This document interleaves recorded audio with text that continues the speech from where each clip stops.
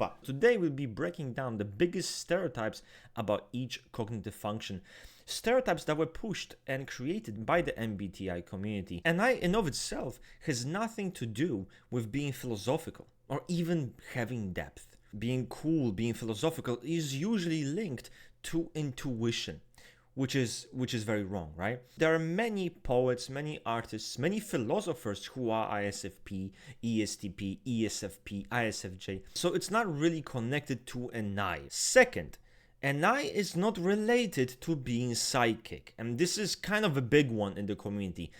There's no such thing as aha moment. Someone knowing the answer but not knowing where it came from. This doesn't exist. It is simply created by the community itself that's kind of deluding itself into believing, oh, I have this aha moment. You don't. You're cosplaying. It's not a thing. No one does. And it is based on time. Development of events through time. So there's no such thing as being psychic. We often hear this, and I seems to be related to goals. Ambitious people who are very goal-oriented. They have that vision. Having a vision is not related to an I. You can be an ESFP and have a vision greater than an INTJ. An I is not about daydreaming. It's not about you kind of being spaced out and lost in your thoughts. That doesn't make you a high NI user.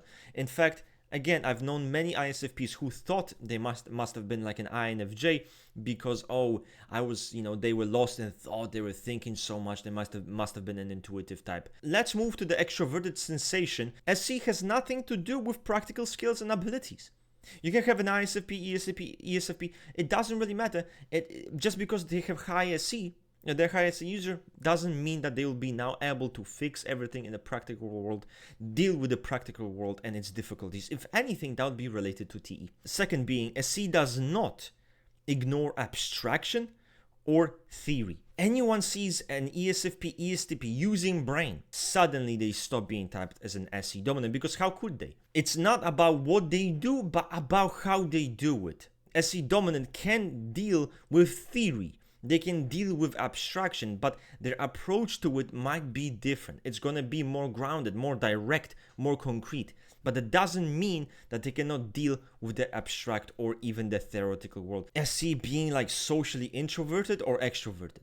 People think it's very extroverted. No, you can be an SC dominant type and not be very extroverted. It doesn't mean shit. Okay, it's about the cognitive drive. Another one, that they only live for pleasure and they're all about fun. They just give a shit about fun, going to parties.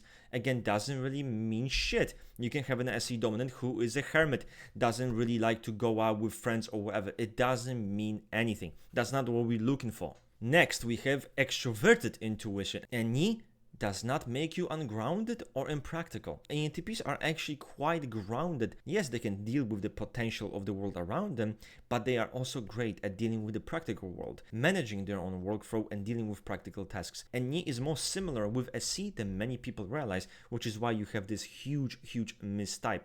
Both are present-oriented, very here and in the now, but it's about how they approach the object.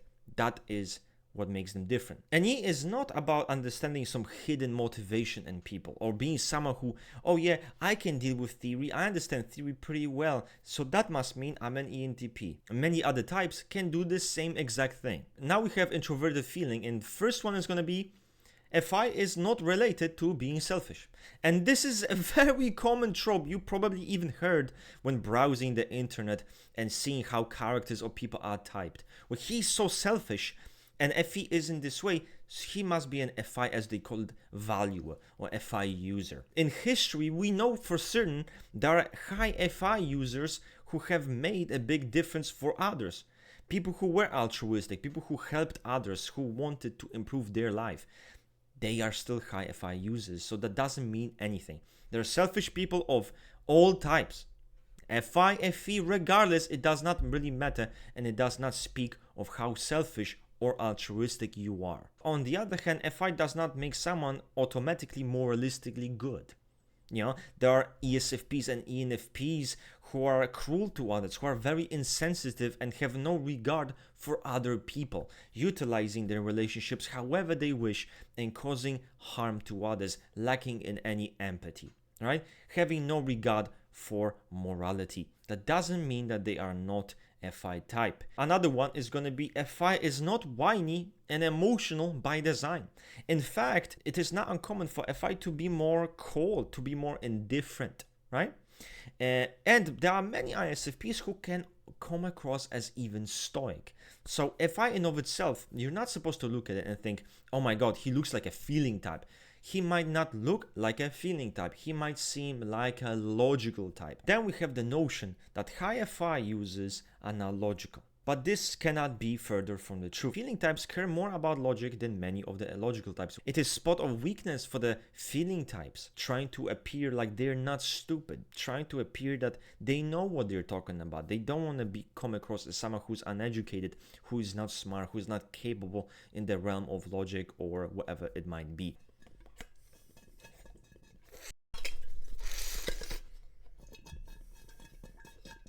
Kurwa. FE does not make you nice.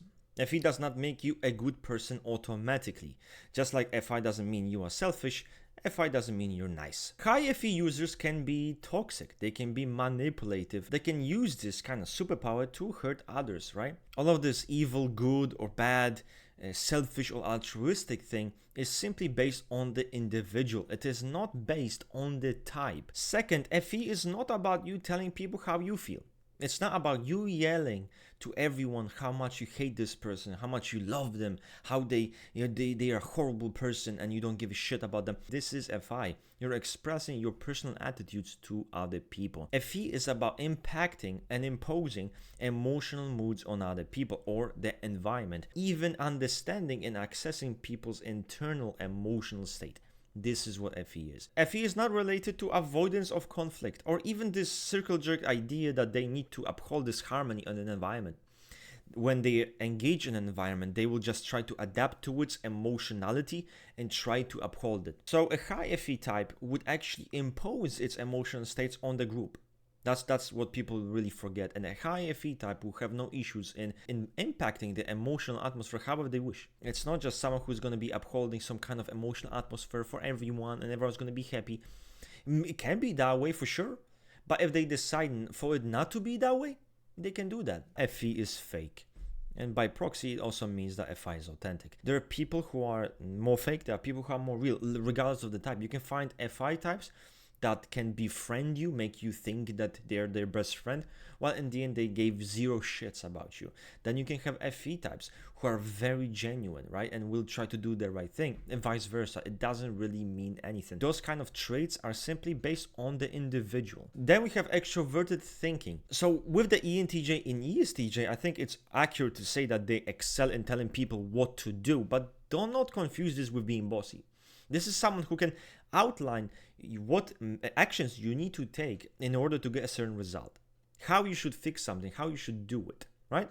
Again, a certain methodology, what method you should use. And they can be good in kind of conveying this in a way that you understand it the simplest way possible. This doesn't mean that they have to be this bossy person yelling at you, telling you what to do. Second, TE is not related to being power hungry whatsoever. It's not related to being aggressive. It's not related to being violent, to being dominant. It has no relation whatsoever with TE. TE is a logical function. It's about methodology. It's about methods of action, how to do things efficiently, right?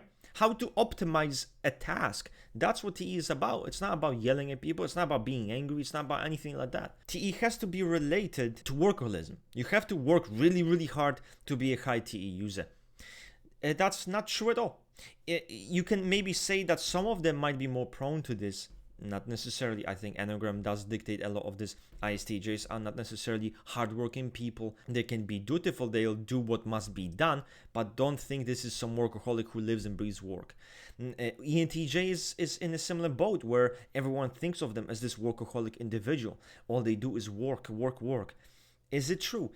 I would say, it depends, again, on the Enneagram. Some ENTJs can be this way, very workaholic, right? But some other ENTJs actually can be kind of flaky and inconsistent. Let's talk about introverted thinking. TI is not about your personal reasons, okay? Because I see this often. Someone describing TI as personal reasons. ISFPs can have personal reasons. ESFPs can have personal reasons. Many types can have personal reasons, and those personal reasons can even be based on principles and even values, which then people mistake for TI. Introverted thinking has nothing to do with a person being emotionless. That's another big one. You can have INTPs and ISTPs who are actually very moralistic types. They're very moralistic people who feel strongly about what is right in their eyes and what is wrong in their eyes. Personal logic, it's my own personal understanding, logical consistency. And sure, that's true, but this does not mean that TI types will just simply ignore objective reality and objective fact and evidence in front of them to support their own logical agenda. Okay, because that wouldn't make sense. At that point, you're not dealing with someone who is like a TITE user. It's about someone who is not very smart. Lastly, we have Introverted Sensation, and this one is a bit confusing. So SI has nothing to do with details. It is not weird for us to kind of hear that someone's a low SI type or mentioning SI as to describe as someone who, the picture was moved, I didn't see it, low SI, I don't see the details in the environment. It's just really dumb. I don't know where this kind of came from. Secondly would be that SI is somehow linked to having very good memory. It's about memory. Memory has nothing to do with SI. SI has nothing to do with memory. SI is somehow inherently linked to being close-minded or narrow-minded. Many ISTJs actually need someone who can be very novelty seeking. They can be very open to experiencing new things. Just because they don't seem like that's who they are initially doesn't mean that they don't actually need that and enjoy that. So that's it from me for today. You guys should comment down below what stereotypes have you heard about the cognitive functions, because I'm sure I've missed some. Anyway, I'm out, I'm Chaos, and I'm bouncing.